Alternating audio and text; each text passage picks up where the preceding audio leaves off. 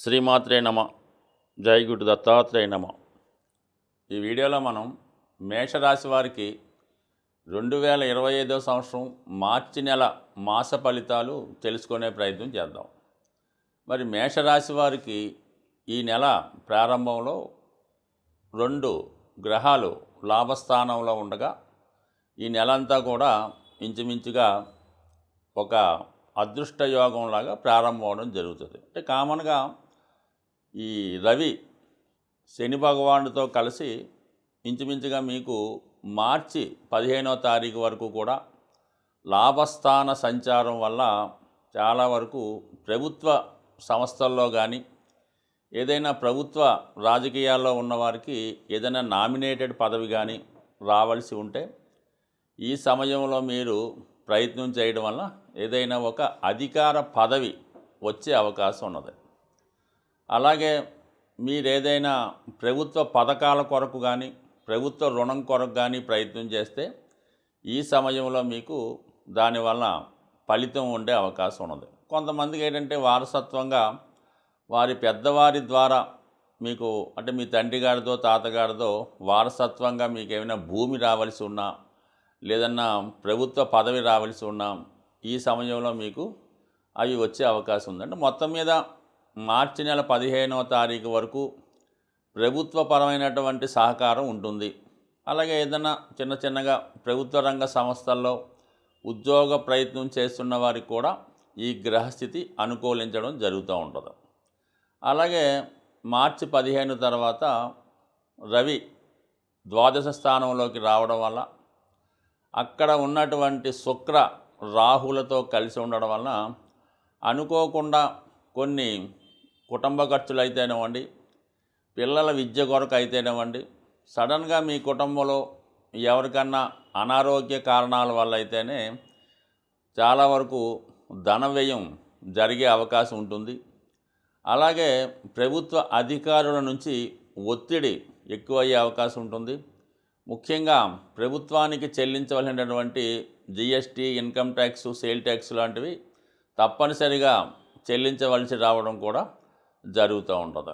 ఈ సమయంలోనే జాతకుడు కూడా కొంత వ్యక్తిగతంగా వారి యొక్క వయసును బట్టి సడన్గా ఏదైనా అనారోగ్యానికి గురవడం కానీ లేదంటే ఏదైనా ఒక ఇబ్బందుల్లో చికాకుల్లో ఇరుక్కోవడం కానీ ఏదైనా కొన్ని పోలీస్ స్టేషన్ సమస్యలు కానీ లీగల్ సమస్యలు కానీ స్త్రీల వల్ల ఇబ్బందులు కానీ ఇంచుమించుగా ఈ రాశి వారికి మార్చి 15 తర్వాత వచ్చే అవకాశం ఉన్నది. ఇక ఇంచుమించుగా మనకి ధనస్థానంలో రుజుమార్గంలో సంచరిస్తున్నటువంటి గురుగ్రహం ఈ నెలంతా కూడా అదే స్థానంలో ఉండడం జరుగుతుంది. భాగ్యాధిపతిగా ధనస్థాన సంచారం వల్ల మీకు అటు తండ్రి గారి ద్వారా అయితేనే మీ యొక్క పూర్వపుణ్యం వల్ల అయితేనే అలాగే మీ యొక్క వ్యక్తిగత సామర్థ్యం వల్ల అయితేనే ధన సహకారం లభిస్తుంది. అలాగే కుటుంబంలో శుభకార్యాలు జరగడానికి కానీ కుటుంబంలో ఒకరికి ఏదైనా ఉన్నత ఉద్యోగం ద్వారా కానీ ఉన్నత విద్యలో ప్రవేశం కొరకు కానీ ప్రయత్నం చేయడం వల్ల అది సక్సెస్ అవ్వడం వల్ల లేదంటే కుటుంబంలో ఒకరికి వివాహం జరగడం వల్ల కుటుంబంలో ఒకరు మీకు కొంతవరకు వారు ఆనందంగా వేరే ప్రాంతానికో దూరంగా వెళ్ళవలసి జరుగుతుంది. అలాగే మీ యొక్క కుటుంబ సభ్యుల సంఖ్య కూడా ఈ సమయంలో పెరిగే అవకాశం ఉంటుంది. అంటే మీకు వ్యక్తిగతంగా మీకు సంతానం కలగడం కానీ మీ యొక్క సంతానానికి సంతానం కలగడం కానీ లేదా దూర ప్రాంతంలో ఉన్నటువంటి చాలా కాలంగా మీ నుంచి దూరంగా ఉంటున్నటువంటి మీ కుటుంబ సభ్యులు తిరిగి మీ కుటుంబంలో కలుసుకునే విధంగా కూడా ఈ గ్రహస్థితి అనుకూలంగా ఉండడం జరుగుతూ ఉంటుంది. ఇక ముఖ్యంగా ఈ నెల ప్రారంభంలో చాలా వరకు సెల్ఫ్ మిస్టేక్స్ వల్ల అయితేనే ఫ్రెండ్స్ వల్ల అయితేనే దగ్గర బంధువులు అయితేనే కొంత నష్టం జరిగే అవకాశం ఉంది. విద్యార్థులు వారి యొక్క ఉన్నత విద్య కొరకు వారికి కావాల్సినటువంటి కంప్యూటర్లు, ఎలక్ట్రానిక్ పరికరాల కొరకు ధనాన్ని వెచ్చించడం, కొద్దిగా విలువైనటువంటి సామగ్రి వాళ్ళ అవసరాల కొరకు కొనుక్కునే అవకాశం ఉంది. అంటే ముఖ్యంగా మరి కుజుడు మరి ఈ నెలంతా కూడా కుజుడు తృతీయ స్థానంలోనే సంచరించడం జరుగుతూ ఉంటుంది. అంటే ఈ సమయంలో జాతకుడు ఏదైనా పని ధైర్యంగా చేపట్టగలిగి ముందుకెళ్ళే అవకాశం ఉంటుంది.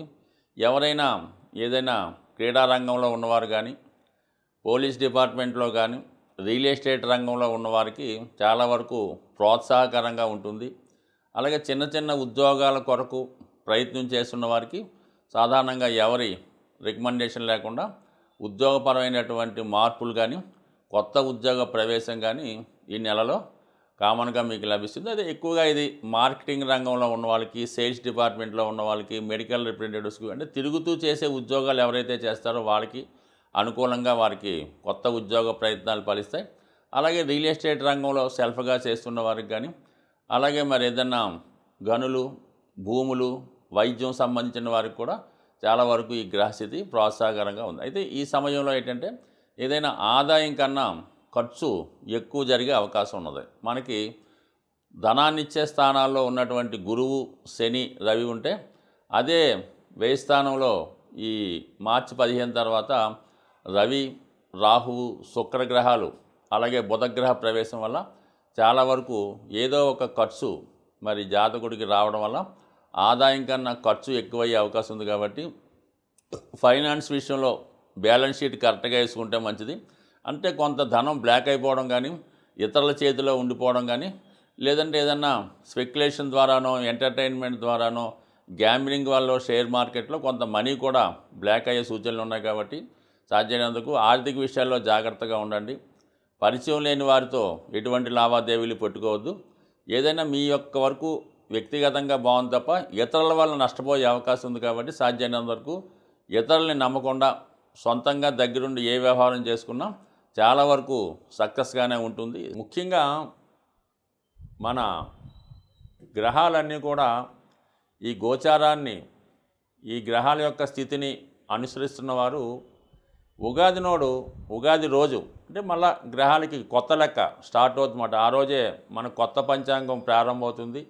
ఆ గ్రహాలు ఆ రోజు నుంచి వాటి యొక్క పదవులు కూడా మారుతూ ఉంటాయి. టెక్నికల్గా అది పంచాంగ శ్రవణం చేస్తున్నవారు రాజు ఎవరు, మంత్రి ఎవరు చెప్పడం జరుగుతుంటుంది.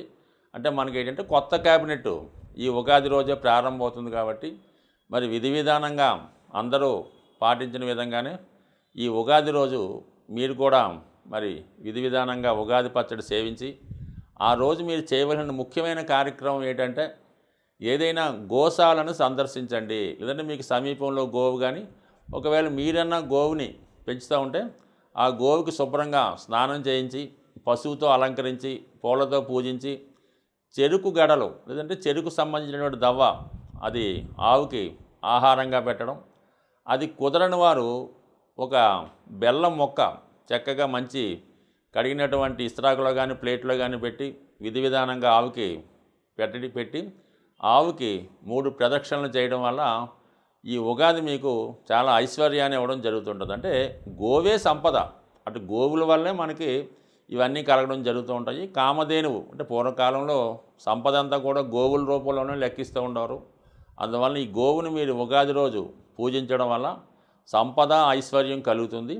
ఇంకో ముఖ్యమైన గమనిక ఏంటంటే మనకి ఈ ఆదివారం రోజు ఈ ఉగాది రావడం వల్ల చాలామంది ఈ ఆదివారం రోజు చాలా ఎంటర్టైన్మెంట్లోనూ విందు వినోదాల్లో ములుగు తేలుతుంటారు. కాబట్టి కేవలం ఈ ఒక్కరోజు మాత్రం దయచేసి అటువంటి ఎంటర్టైన్మెంట్ జోలికి వెళ్లకుండా ప్రశాంతంగా ఏ చాగంటి కోటేశ్వరరావు గారి ప్రవచనం వినటం కానీ, లేదంటే ఏదైనా భక్తి సినిమా వీక్షించి ఆ రోజు శుభ్రంగా ఇంటి దగ్గర చక్కగా ఉండి భార్యాపిల్లలతో హ్యాపీగా కాలక్షేపం చేస్తూ మంచి కాలక్షేపం చేయడం వల్ల చాలా వరకు అంటే ఏదన్నా కొత్త సంవత్సరం రోజు చేసే ఫలితం మాత్రం ఆ సంవత్సరం అంతా ఉంటుంది. కాబట్టి సాధ్యమైనంత వరకు మరి ఆదివారం చాలామందికి చిన్న చిన్న బలహీనతలు ఉంటాయి. కాబట్టి ఈ ఒక్క రోజు మాత్రం మీరు దాన్ని తగ్గించుకోండి.